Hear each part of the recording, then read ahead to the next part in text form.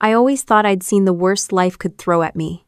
After 20 years in the army, including 2 tours in Afghanistan, you stop flinching at the sight of blood. But that morning in Cedar Falls, standing over a ditch on the side of County Road 19, I realized nothing, not war, not loss, not any battlefield could prepare me for what I saw there. My sister, Lydia, barely breathing, her skin covered in mud and blood, her hands shaking as she tried to grab mine. Her voice came out as a whisper that still rings in my head. It was my husband. At first, I thought she was delirious. Shock, concussion, maybe some fever dream. I wanted to believe that. I really did. Because if what she said was true, it meant the man she married, the man who'd smiled across my mother's dinner table, had tried to kill her. And that wasn't something I could wrap my head around. Not yet. I called 911, my voice steady even though my hands were trembling. Old habits. Training kicks in when panic wants to take over. Within minutes, the paramedics arrived, lights flashing across the wet asphalt. I rode in the ambulance with her, holding her hand the whole way. She kept slipping in and out of consciousness. Every time her eyes fluttered open, I saw fear. Not confusion. Not pain. Fear. The kind that comes from knowing someone you trusted wants you dead. At the hospital, they rushed her straight into surgery. Broken ribs, punctured lung, bruises on her neck that told me everything I didn't want to know. The cops called it an assault under investigation. I called it attempted murder. But when the attending officer took my statement, I could already tell from the look in his eyes he didn't want to touch the case. Her husband's Ethan Cross, right? The contractor? He asked, scribbling something on his pad. Big name around here. Yeah, big name. Big money. Ethan was the kind of man small towns loved to hate and secretly wanted to be. A defense contractor with federal ties, real estate projects all over the state, and a perfect smile that looked good on every front page. The kind of man who shook hands with congressmen but never looked the janitor in the eye. Lydia met him 3 years ago when she worked as an accountant for one of his subsidiaries. 2 months later, they were married. It looked perfect, too perfect. I sat in that hospital waiting room for 12 hours. No sleep, no food, just coffee and thoughts. I couldn't silence. Every time a nurse walked by, I expected the worst. When the doctor finally came out, his tone was careful, clinical. She's stable for now, but it was close. Whoever did this wanted her gone. That night, I stood by Lydia's bedside and watched her breathe. Machines were doing half the work for her. I traced the bruises on her wrist, the cuts along her cheek, and wondered how long this had been going on. Because no one wakes up one morning and decides to beat their wife nearly to death. This kind of violence builds quietly, under smiles and dinner parties, until one day it explodes. When she woke up the next morning, she couldn't talk much. Her throat was raw from the tube, her voice hoarse. I leaned closer, expecting her to say she'd been mistaken, that maybe it had been a robbery, a random attack. But she looked me straight in the eye and repeated the same words. It was Ethan. Then she started to cry. I'd seen soldiers break down before, men twice my size sobbing after battle, but there was something about watching my sister fall apart that hit different. She wasn't just scared, she was ashamed. Like it was her fault for not leaving sooner, for trusting the wrong man. I wanted to tell her it wasn't her fault, that I'd fix it, but I knew words meant nothing until I proved I could back them up. Ethan showed up that afternoon. He walked into the hospital with a bouquet of white lilies, wearing a navy suit that probably cost more than my truck. He looked calm, collected, like a man who just found out his wife had slipped on ice. Helena, he said, flashing that politician's smile. I came as soon as I heard. How's she doing? I stared at him. You tell me. That. He didn't flinch. Either he was a world-class actor or a man with no conscience at all.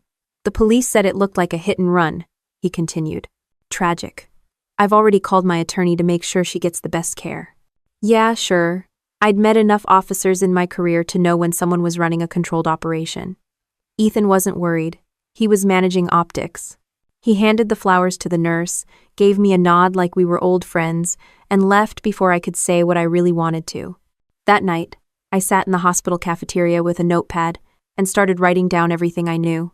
Dates, phone calls, company names Lydia had mentioned over the years. The woman at the next table was feeding her toddler mashed potatoes while I was piecing together a potential homicide. Life's funny like that. When I called my old unit buddy Raymond Holt, now working private security out in Dallas, he didn't hesitate. "If it smells bad, it probably is," he said. "You think he's got government contracts?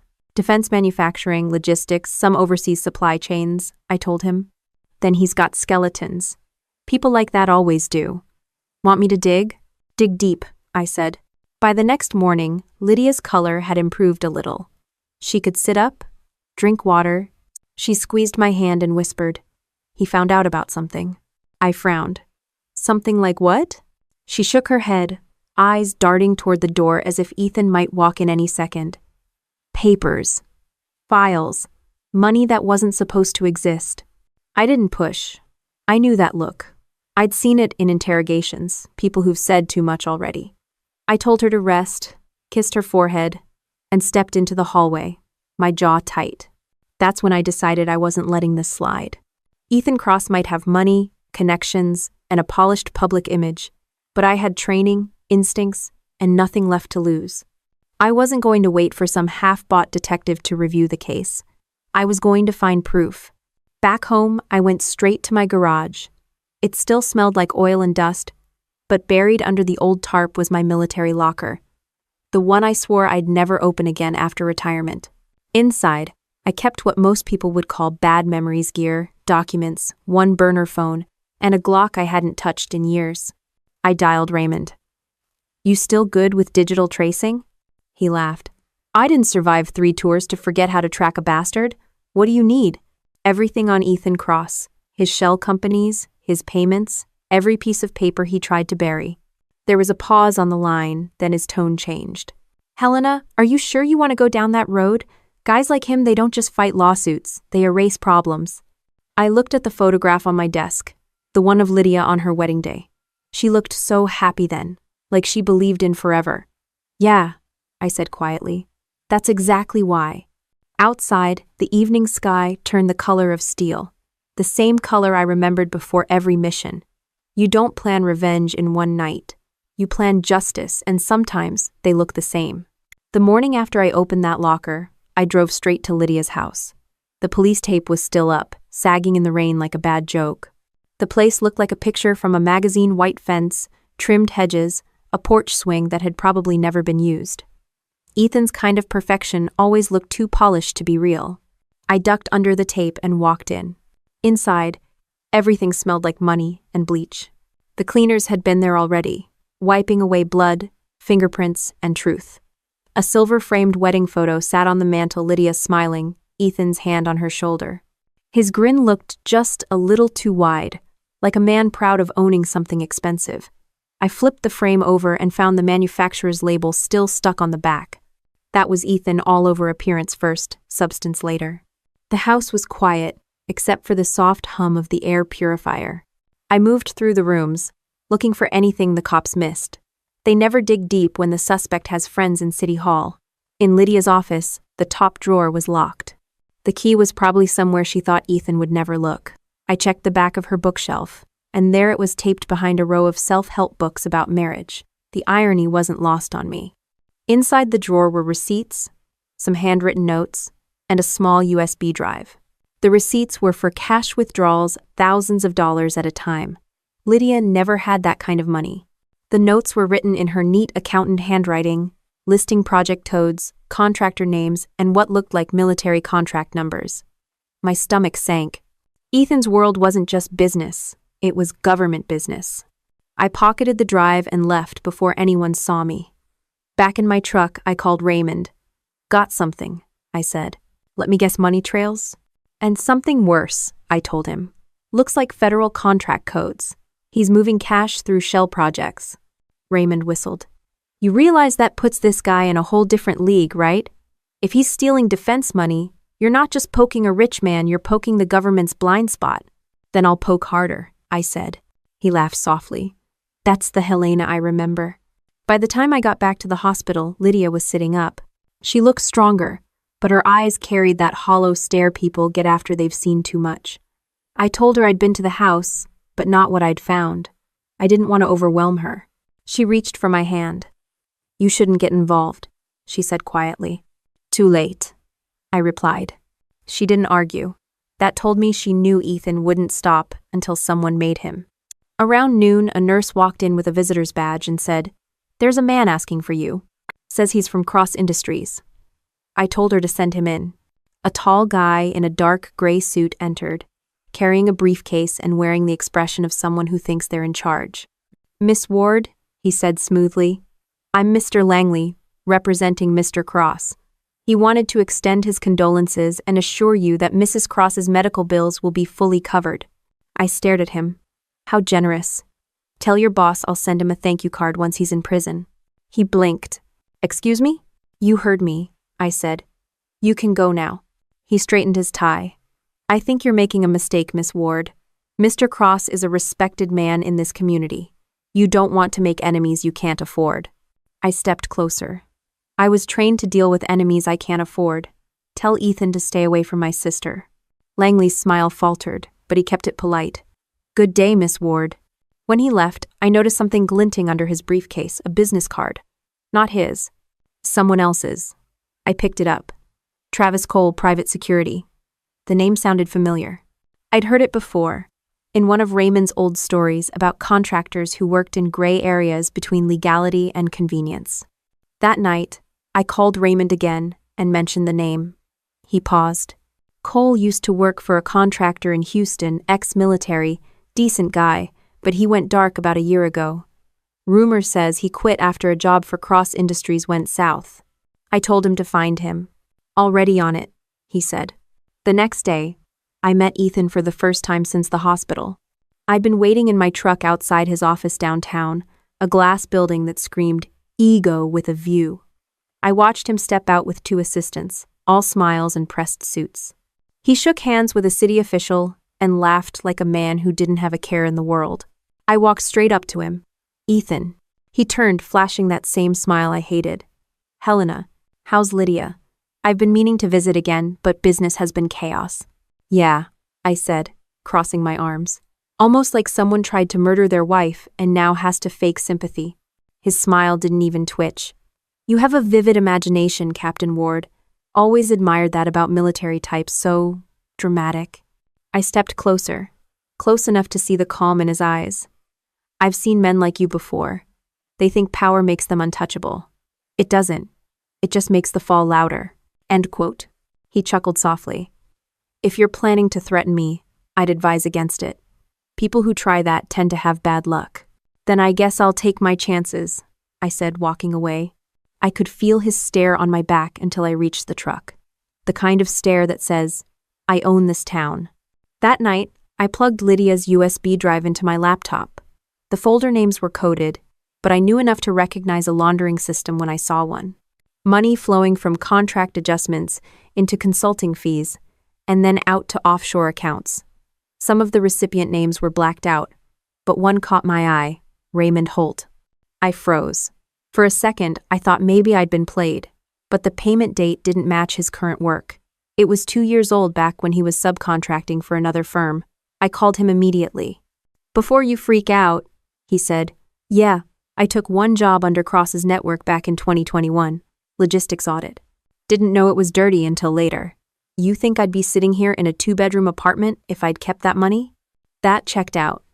Raymond might be a smartass, but he wasn't a liar. As we talked, I kept scrolling through the data. Buried among the files was a photo, grainy, time-stamped from a warehouse camera. Ethan standing next to a group of men in tactical gear.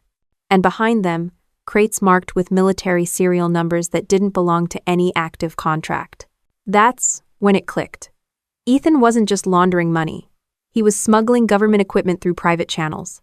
If Lydia found that out, she became a liability. And Ethan had decided to eliminate liabilities. I shut the laptop and stared at the wall for a long time. There was no more doubt, no room for hesitation. Lydia's marriage hadn't been a love story gone wrong. It was a cover-up gone violent. The next morning, Raymond called with an address.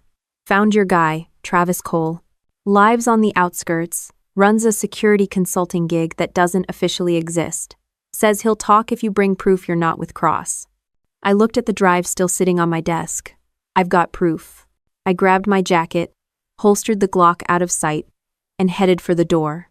Whatever waited at that address, I knew one thing: this wasn't about revenge anymore. It was about finishing what Lydia started before someone tried to silence her forever. The GPS took me 20 minutes past town, out where the roads narrowed and the trees started leaning in like they were eavesdropping. Travis Cole's address turned out to be a cabin at the edge of a half-abandoned trailer park, the kind of place where people minded their own business because that's how they stayed alive. I parked a block away and walked the rest of the way in silence. Travis opened the door before I could knock. "You must be Ward," he said flatly, stepping aside to let me in. His right hand hung low near his hip, and I didn't have to look to know there was a gun there. Old habits die hard for both of us. "Raymond said you used to work for Cross," I said. He nodded toward a scar running across his temple. "Used to. Until I realized working for Ethan Cross meant signing your own death warrant." The place smelled like coffee, gun oil, and bad sleep. A laptop sat open on the table, screensaver flickering over encrypted data. I slid Lydia's USB across the surface. "She found something. I need to know what it means." Travis plugged it in, typed fast, and the screen filled with folders. His eyes moved like a scanner. "These are procurement logs from the DoD's subcontractor database," he muttered. "Somebody's moving ghost shipments through dummy vendors' spare parts, field electronics, vehicle components. Half these companies don't exist. Who's funding it?" He looked up at me. "You already know. Ethan Cross, the man who hosted charity dinners for veterans while bleeding their contracts dry." Travis leaned back in his chair. "When I worked for him, I handled physical security for a warehouse in Dallas. We stored surplus gear that was supposed to go back to the government. Except it didn't. It vanished, sold off overseas through brokers. So Lydia found the financial side of it." He nodded. "That explains why she got hit. Cross can't afford paper trails." I pulled out my notebook. "How much are we talking?" "Hundreds of millions," he said. "Enough to keep senators quiet and detectives paid off." Cross didn't just build a company. He built an ecosystem. I rubbed my temple. "I can't take this to the local cops, they'll bury it." "Then don't," Travis said. "You want justice? You need to go federal. But before you do, you'll need irrefutable proof-signed documents, bank transfers, recordings, something that can't disappear when his lawyers start making calls." End quote. I thought for a moment, then looked at him. "You still got contacts in that network?" He smirked. "Enough to get myself killed." "Good," I said, "because we're going to use them." For the first time, he smiled. "You really are Ward's sister, always thinking like you're still on a mission." I left with a list of names, companies, and a burner number. The plan forming in my head wasn't clean or safe, but it was real. Back in town, I visited Lydia again. Her bruises were fading, but the guilt in her eyes wasn't. She looked smaller somehow, like the world had pressed her down. "I talked to someone who worked for Ethan," I told her. "He confirmed everything." She closed her eyes. "He warned me, Helena. He said if I ever opened those files, he'd make sure no one ever found me." I took her hand. "He almost made good on that. But now we have something he doesn't. People who aren't afraid of him anymore." Lydia's fingers tightened around mine. "Be careful. He's not just powerful, he's connected. He plays golf with the same people who signed federal warrants." "I don't care if he plays poker with the president," I said. "He picked the wrong family." That night, Raymond called. "Got your data cross-checked. Some of those accounts lead to offshore holdings under names linked to defense shell firms. You ever heard of Blue Bridge Logistics?" "Yeah," I said. "They handle base transport for the Air Force. They're on his list. So are 3 others. If this leaks, it'll trigger a congressional audit." "Good," I said. "That's the idea." Raymond paused. "You know what happens when you corner people like Ethan? They stop pretending to be civilized. Then we stop pretending to be afraid." After hanging up, I drove to Lydia's house again. It was late, but I needed to see it one more time with clear eyes. The cops were gone, the tape removed, the crime scene officially closed. I parked across the street and watched the windows glowing warm light from inside. Ethan's car sat in the driveway. He was back. I stayed long enough to see him step outside on the porch, phone to his ear, laughing like nothing had happened. The audacity of it made my blood boil. My sister was in a hospital bed, and he was sipping bourbon under fairy lights. I recorded him from across the street. Every second of that smug face was fuel. When I got home, Travis had sent a text from an unknown number. "Check your email, don't reply." I opened the message. Attached was a scanned report, internal correspondence between Cross Industries executives. One of the emails was from Ethan himself, authorizing an operational correction regarding a whistleblower named L.W. Lydia Ward. It was the closest thing to a confession I'd seen so far. The next morning, I printed the email and dropped by the local sheriff's office. The deputy on duty barely looked up from his phone when I asked for the chief investigator. "He's out," the kid said.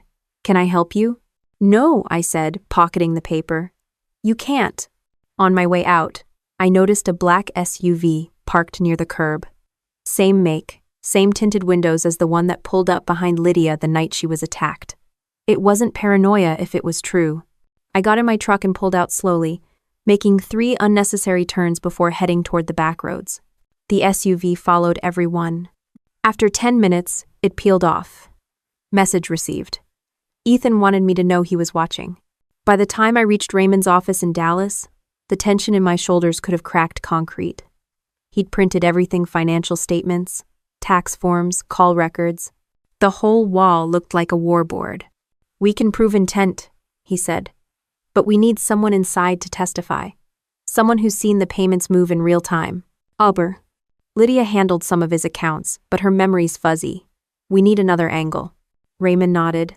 "There's a name in the Bluebridge files. Anna Pierce, senior accountant. She quit last month, claimed burnout. I think she burned out from guilt." "Where is she?" He flipped a page. "Denver." I looked at the evidence spread across the table. Numbers, names, lies. It was enough to start a storm, but not enough to win it. Still, I could feel it building, the point where everything starts to tip. Raymond leaned back. "You're smiling, that's never good." "I'm thinking," I said. "If Ethan built an empire on stolen contracts, then the key to tearing him down is the same system he used to build it. Paper trails don't lie, people do." I packed the files, zipped my jacket, and checked my watch. The sun was sinking low, turning the city gold and mean. Raymond handed me a spare drive. "Back up everything. He'll come after you before this is over." I looked at him, dead serious. "He already has." Back in Cedar Falls, the air felt heavier, quieter, the kind of quiet before something snaps. I parked 2 blocks from my house, left the truck unlocked, and walked the rest of the way. My phone buzzed a message from an unknown number. "Stop digging, soldier." I deleted it. Fear's a tool, and I'd learned long ago never to hand the enemy a working weapon. In the distance, thunder rolled across the horizon. A storm was coming, literal or otherwise. I went inside, locked the door, and opened my laptop again. The files glowed back at me, lines of data that could ruin a man's life or end mine. I didn't care. The only thing that mattered was Lydia's voice in that ditch, whispering the truth no one wanted to hear. It was my husband. That was enough. The rain hit the windshield hard enough to drown the radio. I was halfway to Denver before I realized how tense my hands were on the steering wheel. When you've spent enough years in uniform, you learn to recognize the sound of danger even in silence. That night, it came in the form of static in my gut and headlights that stayed behind me just a little too long. I switched lanes twice, then killed my lights and pulled into a truck stop off the interstate. The car kept going. Not paranoia confirmation. Ethan's people were already nervous. That meant I was getting close. I found Travis waiting in a diner on the edge of town, hunched over a cup of black coffee that looked as bitter as his expression. "You sure about this?" he asked when I sat down. "Pierce won't talk to a stranger. She's still scared of Cross." "She'll talk to me," I said. He raised an eyebrow. "You got that much charm?" "No," I said, sliding the file across the table. "I've got proof." He looked at the documents, photocopies of Cross Industries' internal memos, the kind of paper trail that could make people disappear. Travis exhaled. "All right, soldier, let's get her." Anna Pierce lived in a modest apartment on the north side of Denver. When she opened the door, she looked like someone who'd been running from something for too long. She recognized Travis instantly and nearly shut the door. "Relax," he said. "We're not here to drag you back. We're here to make sure you stay free." Her eyes darted to me. "Who's she?" "Helena Ward," I said. "My sister's Lydia Cross." The name hit her like a punch. She went pale and stepped aside. Oh my God. I saw her name on the internal review. They said she was in an accident. An accident planned by your boss, I said, stepping inside. We need your help.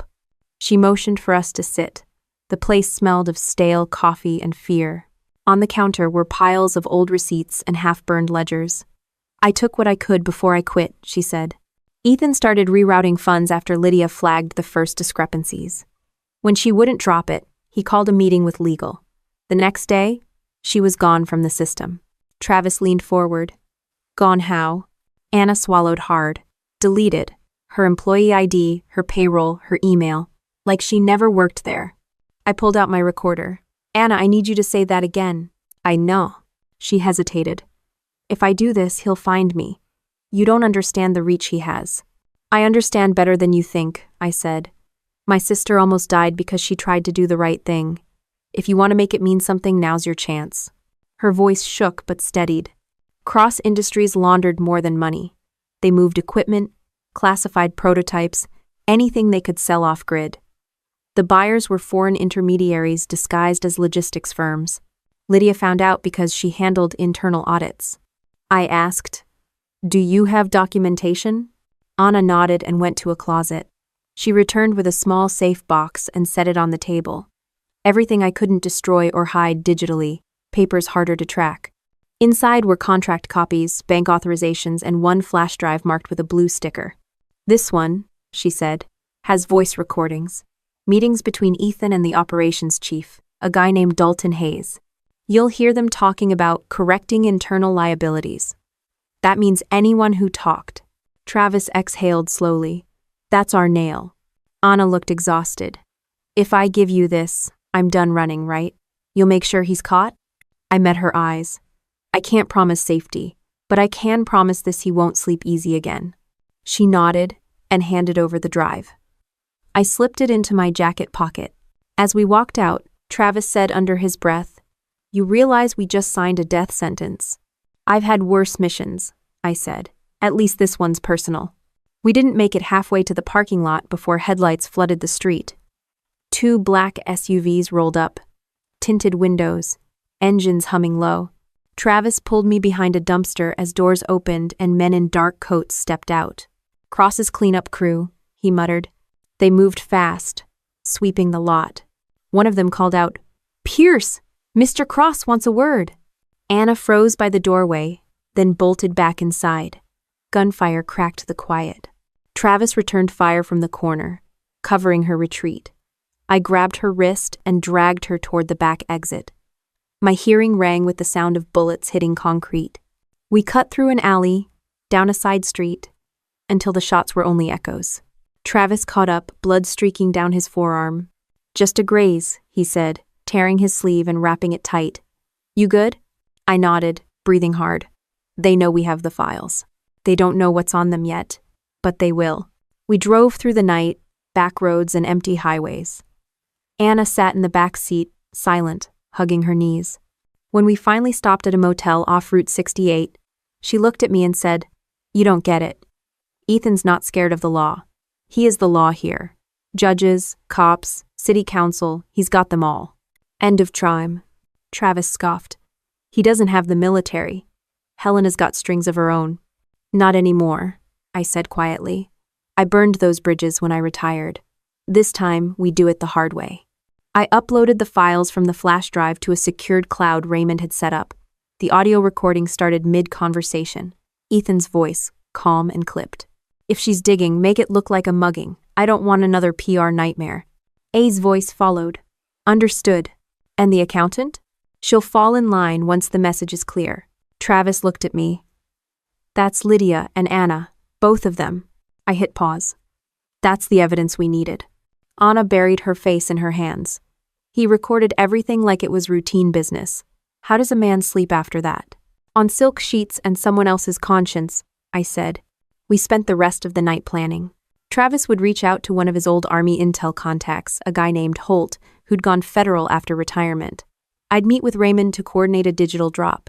Anna would write a sworn statement linking the contracts, the payments, and the recordings.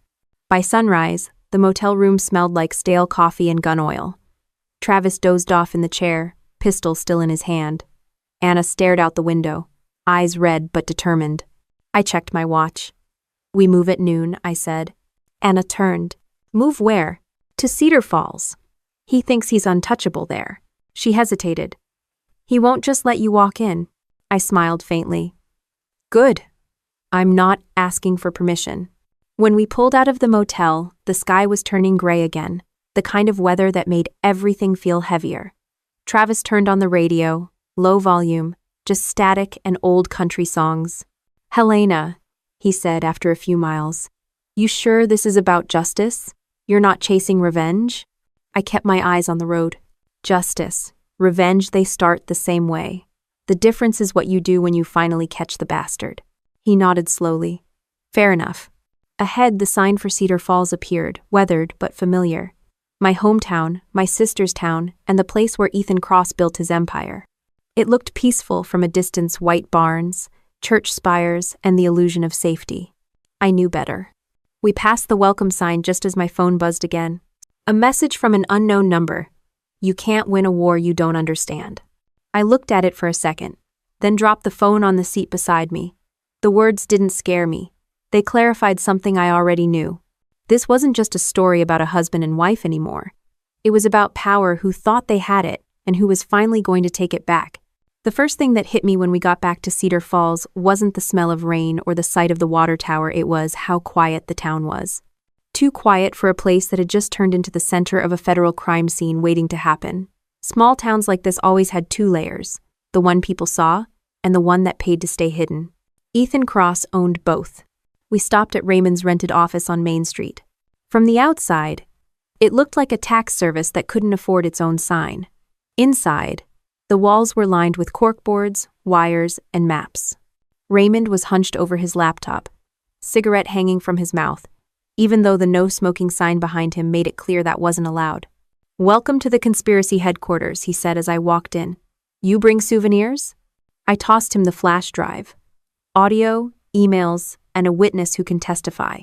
And he raised an eyebrow at Anna, who looked like she hadn't slept in a week. "She looks like she's regretting every life choice that brought her here." "I'm regretting letting Ethan Cross talk me into cooking books for a living," she muttered. "Fair," Raymond said. "Let's get started." He plugged the drive into his system, and lines of code scrolled faster than my eyes could follow. "Jesus," he whispered after a minute. "This isn't small. Time." These files connect to 3 federal housing contracts and 1 defense subproject tied to Fort Bragg. If this gets out, it'll take down more than just Cross. "That's the point," I said. "We're not cutting off a branch, we're burning the whole damn tree." Travis leaned against the wall, cleaning his pistol like a man polishing a confession. "You planning to go public with this?" "No," I said. "Not yet. If we leak it too soon, they'll spin it as fake. We need a confession. A real one." "Oh, what?" Anna looked up.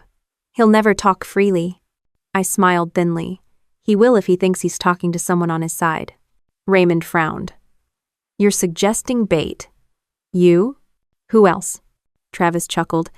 "You ever get tired of volunteering for suicide missions?" "Not once," I said. Raymond slammed his laptop shut. "If we're doing this, we do it smart. I'll reach out to my contact at the Bureau. Quietly. If they know we've got recorded proof, they'll want him alive long enough to testify." "Haven't sting." Anna shifted uncomfortably. "And if the Bureau's compromised?" Raymond sighed. "Then we're all screwed. But let's be optimistic for once." I walked to the window, watching a black sedan roll past. "Ethan's people already know we're back. They'll make a move soon." "Then we make ours first," Raymond said. We spent the next few hours setting up encrypted uploads, decoy data trails, and burner phones. Anna typed out her sworn statement while Travis scouted nearby exits and vantage points. It felt like being back on deployment. Everyone knew their role. No one said out loud how bad this could go. By evening, I went to see Lydia. She'd been moved from ICU to a private room, pale but stronger. Her voice was still raspy, but her eyes were sharp again. "You look like hell," she said softly. "You should see the other guy," I said, trying to smile. She reached out, fingers trembling. "Helena, I keep thinking maybe I shouldn't have looked at those files. Maybe if I just ignored it." I cut her off. You'd still be living with a man who thinks murder is a business expense. Don't blame yourself for his rot. Her eyes welled. What are you going to do?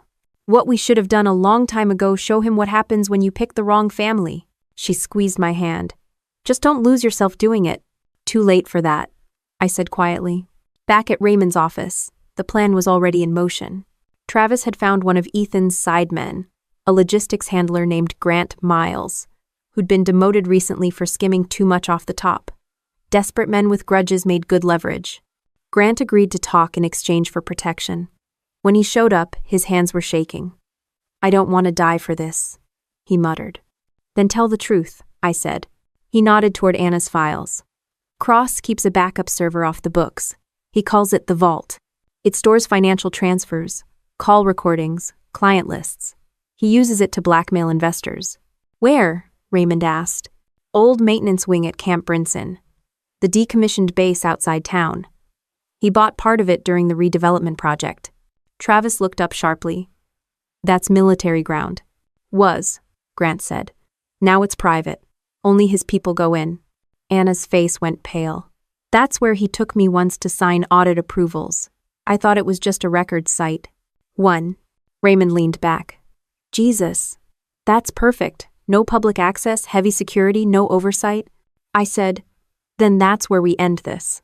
Anna's voice trembled. You can't walk in there. I won't, I said.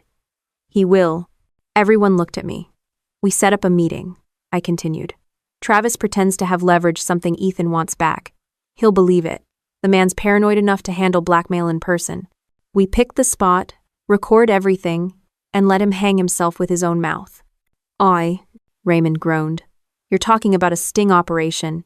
You think you can outplay a billionaire who buys senators for breakfast. I don't need to outplay him, I said. I just need him to talk long enough for the Bureau to hear it. Anna rubbed her temples. You'll need evidence bait, something to convince him it's worth the risk. Travis smiled grimly. I still have one of his old hard drives from Dallas. Half the files are encrypted, but the labels alone would make him sweat. That'll do, I said. By midnight, everything was set.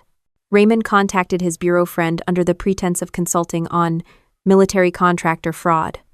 The agent agreed to monitor communications but warned us not to act without direct coordination. We agreed and then ignored that part. When we finished, Travis pulled out a small flask and took a swig. To bad ideas that feel too good, he said, passing it around. Anna took a sip and grimaced. Tastes like regret. Lunch better than fear, I said. Raymond looked at me. You realize if this goes wrong, it won't just be Ethan coming for you. The people funding him won't like the spotlight. I met his eyes. They'll have to catch me first. The next morning, I went back to the hospital to check on Lydia. She was sitting up, staring out the window. You're going after him, aren't you? She asked quietly. I didn't answer. You think I don't know that, look? You had it every time before deployment. And a slash. Then you know I don't quit halfway. She smiled weakly. You never did. Just come back, Helena. I nodded and kissed her forehead. That's the plan. Outside, the parking lot shimmered under the early light. I could feel the momentum building, like the seconds before a mission goes live. We'd built an alliance out of broken people, an investigator with a past, a guilt-ridden accountant, a weary soldier, and a sister who'd lost everything. It wasn't clean, but it was enough. When I got back to Raymond's, the briefing was already underway. Maps, camera setups, comm channels all laid out like an op sheet. Travis pointed at the layout. House of God, the chapel at Camp Brinson, old, isolated, perfect acoustics for hidden mics. I nodded. Fitting place for a confession. Anna looked uneasy. He'll bring guards. Good, I said. Let them come. The more ears, the better. Raymond handed me a wire transmitter. Once you're inside, we'll be listening.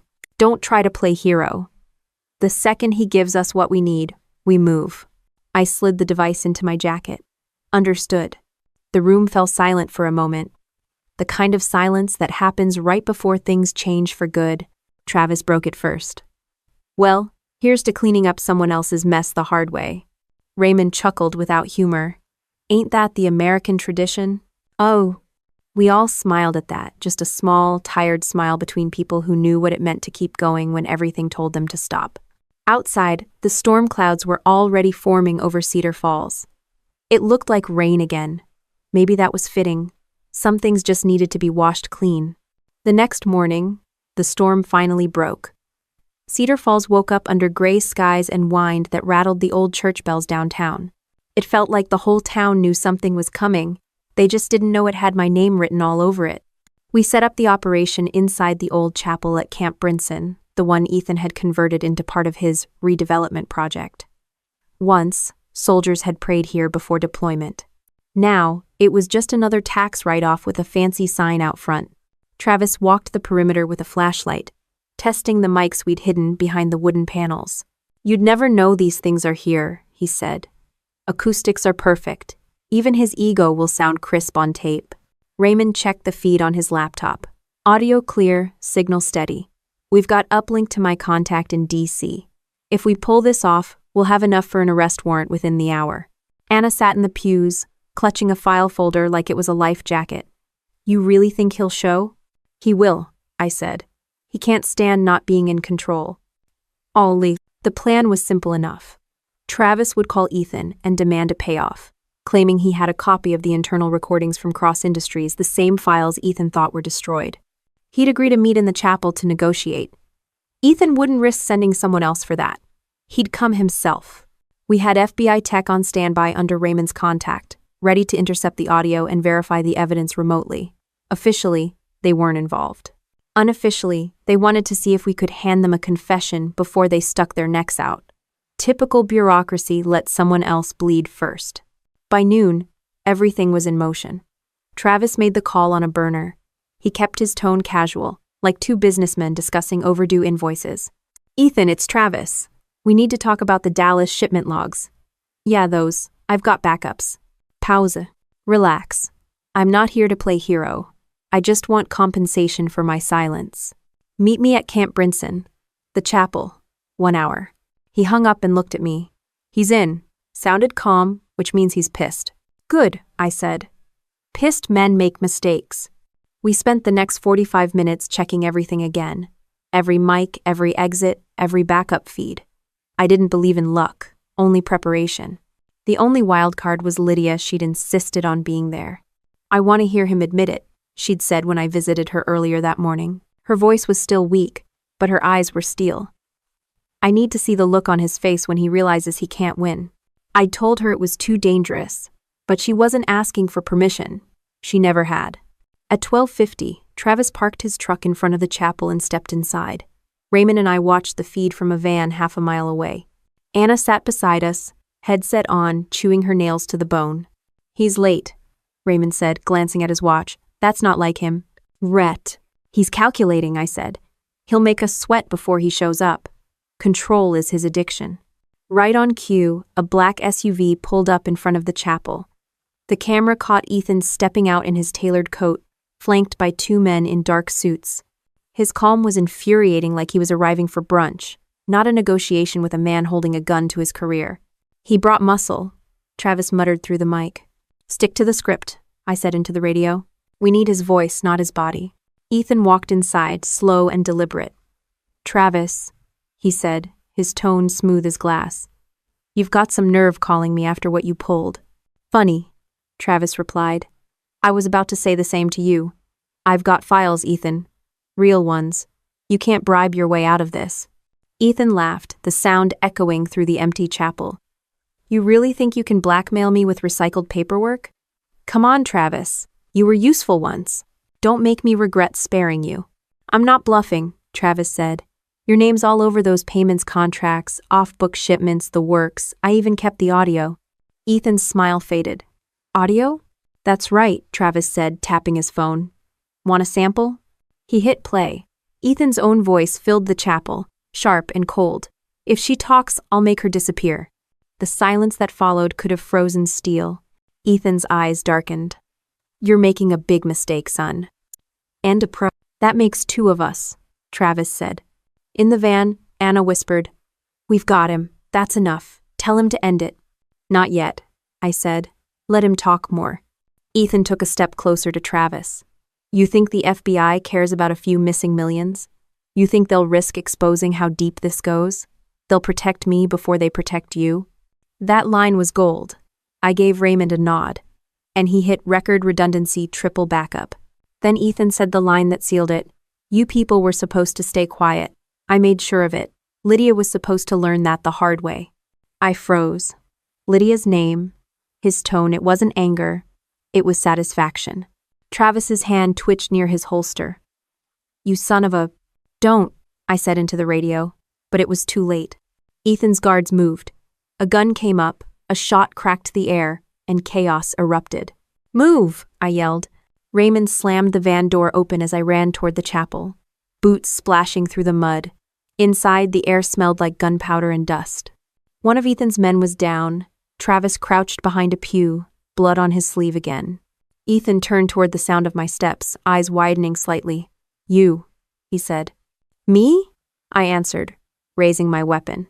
You like giving orders? Here's one. Drop it. He smirked. You think you can arrest me? Not arrest, I said. Just record. End quote. Behind him, I saw Lydia. She'd slipped inside unnoticed, holding her phone up, streaming the whole scene live. Her voice was steady. Smile for the camera, Ethan. He froze. For the first time, I saw something crack in his face, not fear, but calculation failing him. Within seconds, sirens echoed in the distance. The bureau was faster than expected. Raymond's contact must have triggered the emergency ping the moment the shot fired. Ethan's guards dropped their weapons as federal agents stormed in. Travis lowered his gun, bleeding but alive. I holstered mine and stepped back, watching Ethan finally lose control of something for once in his life. An agent cuffed him and read his rights, but Ethan kept looking at me. You think this ends with me? He said, smiling faintly. You have no idea what you've started. Maybe not. But I knew what we'd finished. As they led him out, Lydia walked past me, pale but unshaken. You okay? I asked. She nodded slowly. Better than he'll ever be. Outside, the storm had started again. Rain hit the chapel steps as the black SUV pulled away, taillights vanishing into the gray. Travis leaned against the doorway, wincing. Well, he said. That went smoother than expected. Yeah, I said, if you ignore the part where we almost died. He laughed weakly. You ever notice justice and suicide missions look a lot alike? I looked out at the rain. Only difference is the ending. The chapel lights flickered as agents packed up equipment. The last thing I saw before we left was the altar, a place meant for confession, finally serving its purpose. Outside, Raymond handed me his phone. They've already started processing the warrant. Cross is officially federal property. I exhaled. Good. Let's make sure he stays that way. The thunder rolled again, low and endless. For the first time in weeks, the noise didn't scare me. It sounded like closure, or maybe the start of something cleaner. The chapel smelled like old wood and cordite, a mix of history and violence that somehow felt right for what just happened. Ethan sat on the floor, hands cuffed, his perfect suit splattered with mud. The same man who'd once stood at charity galas shaking hands with senators now looked like any other criminal cornered, exposed, furious that the world no longer revolved around him. Lydia stood near the door, pale but steady, her phone still recording. I wanted her out of there, but she wouldn't move. Her eyes stayed locked on Ethan, the way a survivor watches the fire that almost killed them just to make sure it's really dying. FBI agents swarmed the chapel, snapping photos, bagging evidence, taking statements in a blur of noise and flashing lights. Raymond was talking to the lead agent, explaining the digital chain of custody for the recordings. Travis sat on a pew, one arm wrapped in gauze, smirking like a man who'd finally found something worth bleeding for. Ethan broke the silence first. You really think this changes anything? His voice was calm, too calm, the kind of calm that hides a plan. I crouched in front of him. You admitted everything on tape. You planned the hit on Lydia. You used defense funds to build your empire. You're done. He smiled faintly. You think the government wants me in prison? They'll bury this case before it sees daylight? You think a few audio files and one angry sister scare the people I work with? I met his eyes. No, but they scare you. He tilted his head, studying me. You talk like a soldier. I am a soldier, I said. And I've spent my life cleaning up men like you. The agents pulled him to his feet and started leading him out. As he passed Lydia, he paused just long enough to whisper, "You always were too sentimental." She didn't flinch. She just looked at him and said, "You always mistook kindness for weakness." The agents shoved him forward, and he stumbled for the first time that day. Outside, rain dripped from the chapel's roof as they loaded him into the transport SUV. The flash of camera lights from arriving reporters cut through the gray. Somehow, word had already spread. Maybe the Bureau leaked it on purpose. Maybe small towns just have fast mouths. Either way, Ethan's downfall was now public property. Raymond joined me by the steps, tucking his badge back into his jacket. They're taking him to federal lockup in Atlanta. The Bureau wants us to file statements by morning. You good with that? I'll write whatever they need, I said, as long as his name's on the paperwork. Travis limped over, blood seeping through his makeshift bandage. Hell of a day, he said. You realize we just pulled off a full-blown sting with zero budget and no official backup? Yeah, I said. Imagine what we could do with funding. He laughed, winced, then said, I'm getting too old for this. Anna walked up behind him, holding a flash drive. I made a duplicate of everything, she said. They won't lose it, but just in case. I nodded. Good thinking. You've done enough. You should get protection. She shook her head. Protection's for people who believe they're safe. I'll stay with Raymond's contact until trial. Raymond snorted. Guess I'm running an underground witness program now. Add it to your resume, I said. As the convoy rolled away, Lydia came down the steps. She stopped next to me, her hospital bracelet still on her wrist. It's strange, she said softly.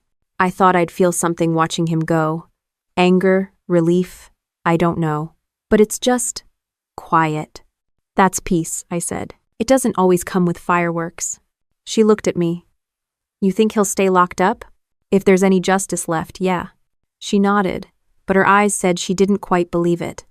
Neither did I, not completely. We drove back to Raymond's office while the storm cleared. The air smelled like wet asphalt, and victory temporary but satisfying. Inside, the monitors still showed the live feed from the chapel. Ethan's voice looped in the background. She was supposed to learn that the hard way. Each replay felt like a nail in his coffin. Raymond typed rapidly, drafting a summary for the federal database. Once this hits the system, it's official. Cross Industries is under federal seizure. Anna leaned against the desk. And what happens to everyone he paid off? Depends who talks first, Raymond said. If half these names go down, Cedar Falls is about to have the cleanest city council in the state. Travis laughed quietly. Or a bunch of empty seats. I sank into a chair, exhaustion hitting all at once. The kind that sits in your bones after weeks of running on adrenaline. For the first time in days, I could actually breathe. Then Lydia's phone buzzed. She looked down, frowning. It's Mom. She says reporters are outside the house already. They're asking for statements. All sick. Raymond swore under his breath. Figures. Media moves faster than the law. Let them talk, I said.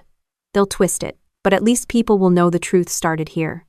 Anna handed me a printed copy of the evidence summary. You should keep this, she said, in case someone tries to rewrite history later. I folded it neatly. No one's rewriting this. Travis poured himself a cup of cold coffee and said, You realize Ethan's gonna sing the second he gets desperate. Guys like him always do. He'll drag everyone down with him to save his own skin. Let him, I said. The more he talks, the more he buries himself. Outside, the sky started to clear. The storm had passed, but the air still crackled like static before a transmission. It wasn't over. None of it ever really was, but something fundamental had shifted. For the first time, Ethan Cross wasn't the one writing the story. A knock came at the door. Raymond opened it to find 2 agents standing there, badges raised. The taller one said, Helena Ward, we need you to come with us for official debrief. I stood. You can debrief me here. I'm not leaving my sister alone again. The agent nodded. Understood. This won't take long. They set up their recorder and started asking the same questions I'd answered 100 times in the Army chain of events. Sequence of actions. Who fired first? I gave them everything straight, no emotion, no drama. The truth didn't need polishing. When they finished, one of them said quietly, "You did good work today, Captain." Off the record, that was one hell of an operation. "I don't do operations anymore," I said. "I just protect what's mine." He smiled faintly. "Guess that's what good soldiers never stop doing." They left soon after, and the office went quiet again. Lydia sat near the window, watching the sunset bleed across the wet rooftops. "Do you think people like him ever realize what they've done?" she asked. "No," I said. "People like Ethan don't have guilt. They just have damage control." She gave a tired smile. "Then I'm glad we ruined his control." I reached over, squeezed her shoulder. "We didn't ruin it, we ended it." Raymond shut down his laptop and stretched. "Well, I don't know about you all, but I'm sleeping for a week." Travis grinned. "You've earned it, old man." Arlie sec. Anna gathered her things, tucking the last of the evidence drives into her bag. "What about you, Helena?" she asked. "What do you do after something like this?" I looked at Lydia, then back at her. Same thing soldiers always do after a mission. Go home, patch the wounds, and wait for the next war. It wasn't meant to sound poetic, but everyone went quiet anyway. Outside, the sound of rain faded into crickets. For the first time, the night didn't feel hostile. It just felt real. When I walked out onto the street, the wet pavement reflected the glow of police lights, still flashing near the chapel. Somewhere behind those lights, Ethan Cross was sitting in a cell, replaying his own words into the silence.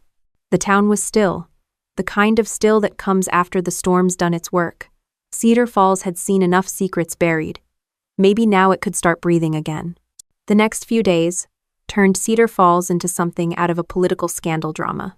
You couldn't walk into a diner or gas station without hearing Ethan Cross's name whispered between coffee cups. His mugshot was on every TV, every phone screen, every front page. For the first time, people were saying what they'd always suspected: Ethan didn't just run a business, he ran the town. By the third day, reporters were camped outside the hospital and my mother's house. Lydia couldn't even step outside without flashbulbs going off. Some called her a survivor. Others called her a liar. A few even suggested the whole thing was an elaborate setup to frame a wealthy man. That's how money works. It doesn't defend itself. It hires other people to do it. Raymond's office became our unofficial war room again. Piles of press statements, subpoenas, and bureau requests littered every flat surface. "They're turning this into a circus," he said, flipping channels between news anchors spinning the story in real time. "Half of them are calling Cross a patriot who got caught in red tape." End quote. "Then we give them a different story," I said. "The real one." Lydia sat beside me, hair pulled back, bandages finally off her face. The bruises were fading, but she looked older somehow, like she'd aged years and days.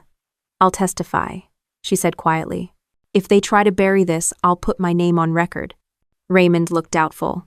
"They'll rip you apart on the stand. You know that, right? The defense will paint you as unstable, vindictive, emotionally compromised." She smiled weakly. "They'd be right about the last one." We all laughed, but there was no joy in it, just shared exhaustion. That afternoon, the FBI held a press conference. I watched from the back of the crowd as the regional director stepped up to the podium, flanked by 2 agents in dark suits. "Ethan Cross has been charged with 42 counts, including wire fraud, obstruction of justice, and attempted murder," he announced. "This investigation remains ongoing as we uncover a broader network of financial crimes." Cameras flashed. The town that once praised Ethan now stared at the screen like they were seeing a ghost. You could feel the shift in the air the moment when power stops protecting you and starts feeding on you. But the real fight hadn't even started yet. That night, Ethan's lawyer went live on national television. A silver-haired man with the kind of voice that could sell poison as medicine. "My client," he said, "is the victim of a coordinated attack led by disgruntled former employees and a mentally unstable woman with a history of violence." I turned the TV off before he finished. Mentally unstable woman. That's what they called my sister for surviving. Travis poured whiskey into 3 paper cups. "That's PR 101. When the truth hurts, smear the witness." Raymond nodded. "We knew this was coming. We just need to make sure the evidence doesn't vanish." "It won't," I said. I uploaded backups to 3 encrypted drives. Even if they shut down one server, the others stay live. Lydia looked at me. How do you stay so calm? I shrugged. I've been through worse. Bullets don't scare me anymore. People with microphones do. The next morning, an unmarked envelope showed up under the door. No name, no address, just a single sheet of paper inside. Call off your sister's testimony, or next time we won't miss. Raymond looked at it and sighed. They're getting desperate. They're getting predictable, I said, ripping the note in half. Ethan's still trying to control the story from his cell. He doesn't realize he's already lost. By noon, we had federal agents stationed outside the hospital and my family home. Anna stayed hidden in protective housing out of state, submitting her statement through encrypted channels. She'd handed over every financial document she'd stolen, including one we hadn't seen before, an email chain showing direct bribes to a congressman in D.C. When I read it, I couldn't help but laugh. He really went all in, didn't he? Raymond whistled. That's not just greed. That's suicidal arrogance. Or overconfidence, Travis said. Men like Ethan think they own gravity. The following day, the Bureau called Lydia and me to testify at a pretrial hearing. The courthouse was packed press, protesters, security. The whole place smelled like tension and cologne. Lydia walked past the cameras with her head high. I followed behind, ready for anything. Inside, Ethan sat at the defense table in an immaculate suit, looking like he'd come straight from a photo shoot instead of a holding cell. His lawyer whispered something, and he smiled at Lydia. It wasn't an apology, it was a challenge. When Lydia took the stand, the defense tried every trick in the book. They asked if she'd been drinking the night of the attack, if she'd exaggerated her injuries, if she'd been having an affair. She answered every question calmly, her voice steady. Finally, the prosecutor asked, Miss Cross, in your own words, can you tell the court what happened that night? Lydia's eyes met Ethan's. He told me to stop asking questions about the money. I said I couldn't. He grabbed me, hit me, and when I ran, he followed me in the car. I remember headlights. I remember pain. I remember his voice saying, You should have listened. The courtroom went silent. Even Ethan's smirk faltered for a moment. When it was my turn, I gave my statement the same way I'd give a field report fax sequence verification. No emotion, just precision.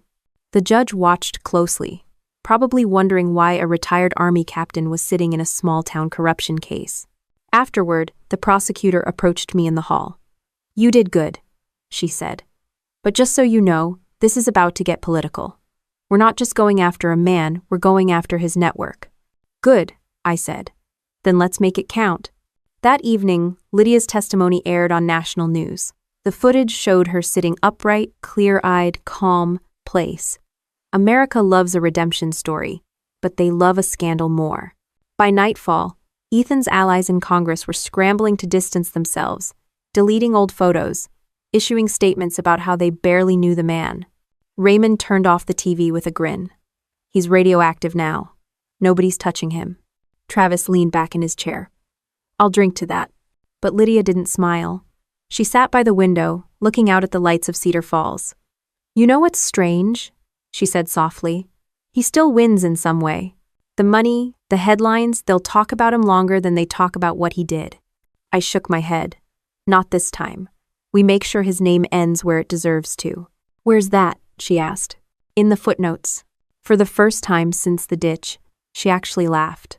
Later that night, as the town finally went quiet again, I found myself driving to the chapel.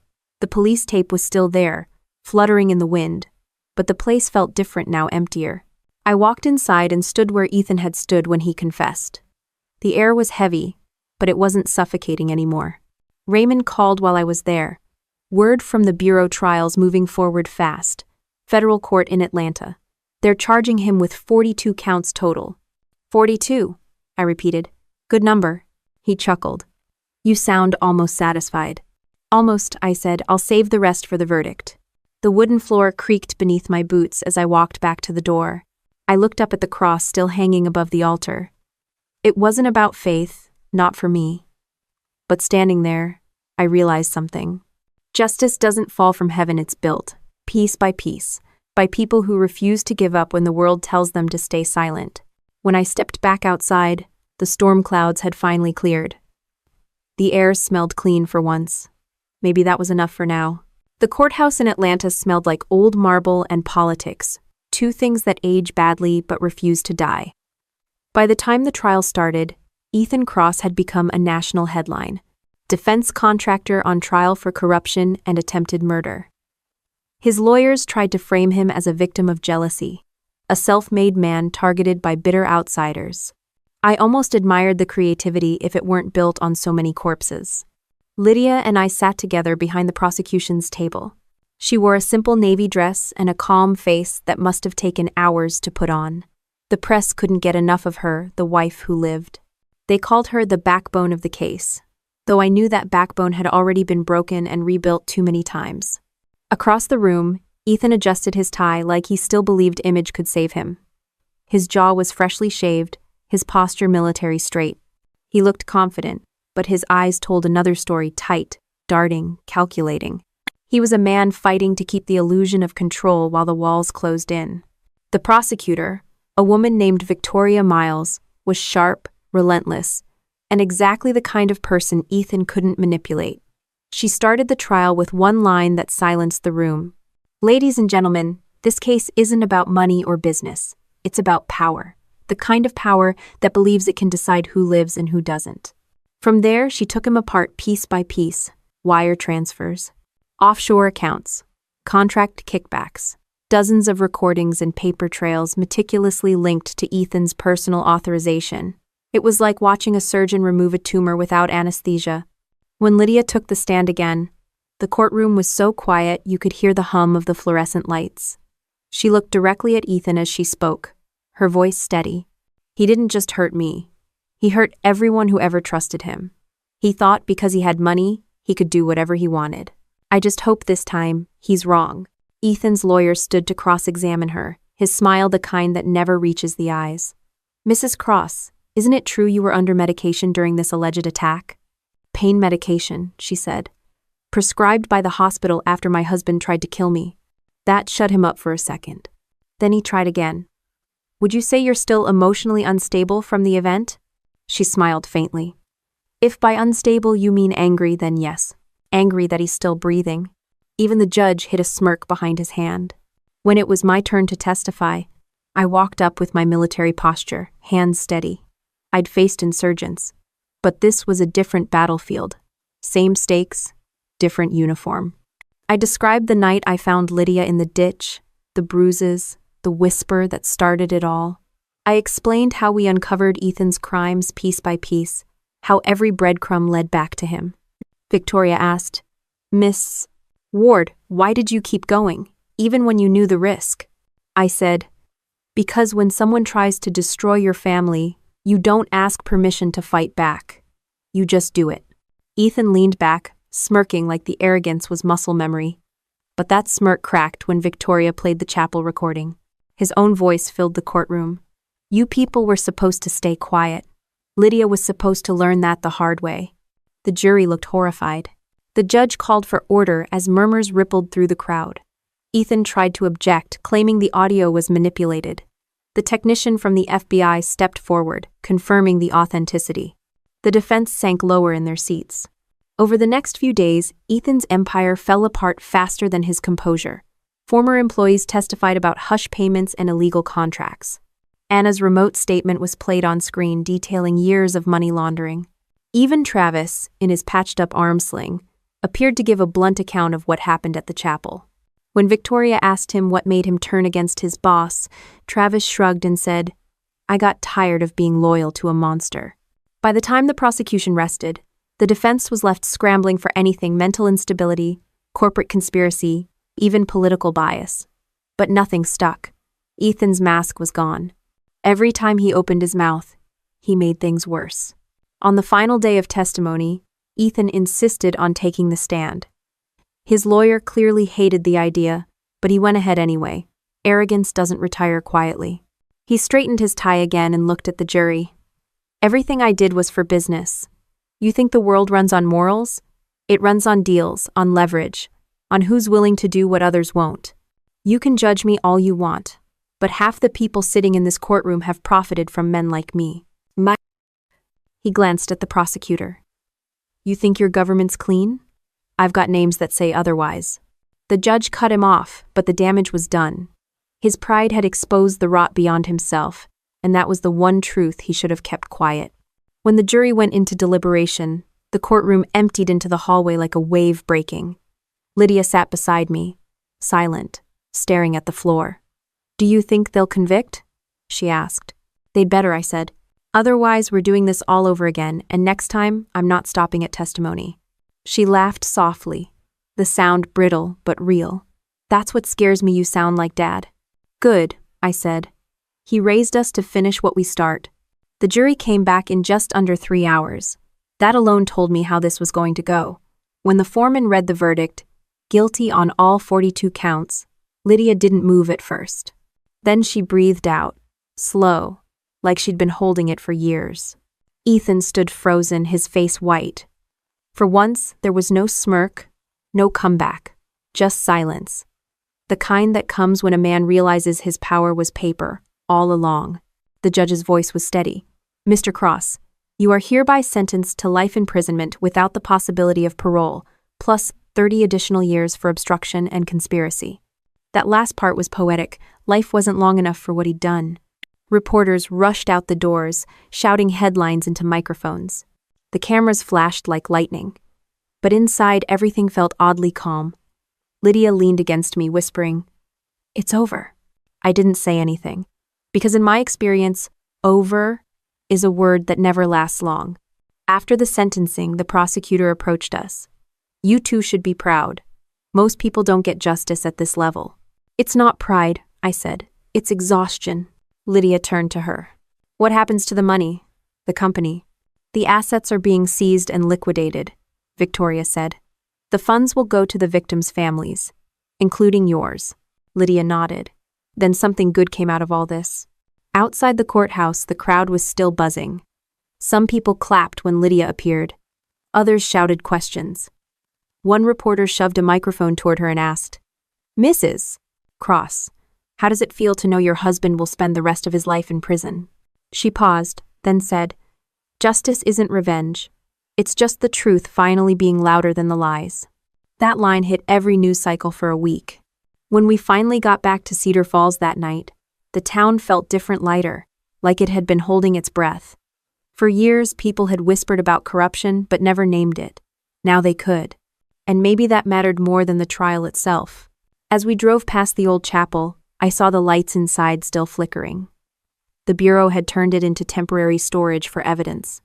I looked at the cross above the door, then at Lydia sleeping against the window beside me. For the first time in a long time, she looked peaceful. I didn't feel peace exactly, more like a calm that comes after battle. The kind where you know you won, but you're still counting the cost. I turned off the highway toward home, the sound of the tires on wet pavement steady, grounding. Whatever came next, at least we'd faced the worst of it together. Morning sunlight poured through the kitchen window, warm and unbothered by everything we'd survived. For the first time in what felt like years, I woke up to silence, not fear, not the sound of a phone vibrating with threats, just the hum of life moving on. Lydia sat at the table in one of Mom's old sweaters, stirring her coffee. The bruises had faded completely now, leaving only faint lines, like battle scars that decided to retire. "You're up early," I said, grabbing a mug. "Couldn't sleep," she replied. "I keep thinking about what happens next." I smirked. "You mean after we dismantled a corrupt millionaire, survived an ambush, and went viral as national heroes?" She laughed, the kind of laugh I hadn't heard since before Ethan. "Yeah, after that." Outside, the world was rebuilding itself. Cross Industries was gone, its assets liquidated. The Department of Justice had distributed restitution funds to dozens of families Ethan had ruined. For once, bureaucracy did something right. The local news called it the Cedar Falls Redemption, which was dramatic but not entirely wrong. Raymond retired from his private consulting work and started teaching cybersecurity at the community college. Travis opened a small security firm with some of his Army buddies. Legit work this time, as he put it. And Anna Pierce became the quiet hero nobody talked about. She moved to Oregon, started over under her real name, and sent us a handwritten letter every Christmas. Mom's health had been shaky through all of it, but when Lydia came home from the hospital for good, she started baking again. Pies, biscuits, cornbread, Anything that made the house smell like peace. She told anyone who asked that she had her girls back, and that was enough. Still, not everything was tidy. The FBI warned us that Ethan had friends in high places, people who'd benefited from his corruption, and might not appreciate how loudly we dragged their secrets into daylight. I kept my license for concealed carry, out of habit more than fear. Old soldiers don't stop being ready, they just hope they never have to prove it again. The town, though, changed. Neighbors who used to cross the street to avoid small talk now waved, smiled, dropped off food. The Johnson family reopened their farm. The Morales kids went back to school. The name Ethan Cross became a cautionary tale instead of a threat. 3 months after the trial, we were invited to Atlanta for the final sentencing confirmation. Lydia wanted to go, but I told her it wasn't worth the drive. He's already where he belongs, I said. Let the law have the last word. So instead we stayed home and planted a garden. Something simple, living, honest, tomatoes, beans, sunflowers. Lydia said it felt symbolic. I told her it just felt like sore knees, but she was right. There's something grounding about dirt under your fingernails after months of chaos. That same afternoon, the mail arrived, a thick envelope from the Department of Justice. Inside was the official record, United States versus FDS. Ethan Cross, sentence confirmed. Life without parole, plus 30 years. I handed it to Lydia. She stared at it for a long time, then folded it once and set it aside. Guess that's that, she said. Yeah, I replied. Doesn't feel like celebration, though. Maybe justice never does. We sat in silence. The kind that isn't awkward but earned. A week later, the local paper ran a front-page story about the Lydia Fund, a non-profit launched using part of Ethan's seized assets. It was Raymond's idea, but Lydia insisted her name be on it. The fund supported survivors of domestic violence and veterans transitioning back to civilian life, 2 groups the system always seems to forget. When she asked if I'd help run it, I didn't even hesitate. I'm done fighting wars overseas, I told her. But this I can handle. At the launch event, the mayor gave a speech that was somehow both corny and heartfelt. The crowd clapped, cameras flashed, but Lydia kept her eyes on the banner behind us. The Lydia Fund, courage is its own kind of justice, she whispered. You think Mom would be proud? She already is, I said. Later that night, after everyone left, we sat on the porch drinking sweet tea and watching the stars. The same porch Dad used to sit on before deployment, telling us stories about doing the right thing, even when it costs you. I finally understood what he meant. Lydia leaned back in her chair, the wood creaking under her.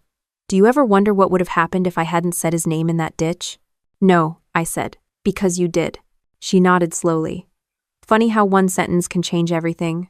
Yeah, and funny how people think revenge is about anger. I took a sip. It's not, it's about balance. She smiled. You sound like a fortune cookie. Maybe, but I'm right. Now. The night air was cool, carrying the faint scent of Mom's peach pie from the kitchen. For a moment, I forgot about the courtrooms, the guns, the fear. For once, life wasn't about surviving, it was about living. A car passed down the old highway, its headlights cutting across the yard before disappearing. I didn't tense this time, no reason to. Lydia turned toward me. Do you think people ever really heal? I think we adapt, I said. The pain doesn't vanish, it just stops steering. She thought about that, then smiled again. You should write that down. I'll stick to talking, I said. You're the one with the poetic side. She laughed softly, and the sound melted into the cricket's rhythm. The next morning, I got a call from the journalist who'd covered the trial. Captain Ward, she said, I'm doing a follow-up feature about you and your sister. How does it feel to have finally won? I thought for a second. It doesn't feel like winning, I said. It feels like surviving long enough to make winning mean something. She was quiet, then said, That's going in the headline. I hung up, poured another cup of coffee, and looked out the window. Lydia was outside watering the garden, sunlight catching her hair. She waved when she saw me, smiling like someone who'd earned it the hard way. I walked out to join her, grabbed the second hose, and started watering the tomatoes. The soil smelled rich, alive. For the first time in a long time, I wasn't thinking about Ethan or the trial, or any of it. I was just here home, alive, grounded. Lydia said, "You know, if Dad could see this, he'd probably make a big speech about resilience." I smirked. He'd also say we overwatered the beans. She laughed again, full and free this time. It was the kind of sound that makes everything else worth it. By sunset, the sky burned orange and gold, and the yard was quiet except for the wind and the pecan trees. I leaned against the porch railing, arms crossed, feeling the ache in my shoulders. Not the ache of war or loss, just the ordinary kind that means you worked for something real. Justice hadn't fixed everything. It never does. But it had given us a second chance. And in a world like this, that's more than most people get. Inside, Mom called from the kitchen. "Dinner's ready." Her voice carried warmth, authority, and something I hadn't heard in years. Lydia looked at me, grinning. "Come on, Captain. Mission complete." I followed her inside, letting the screen door creak shut behind me.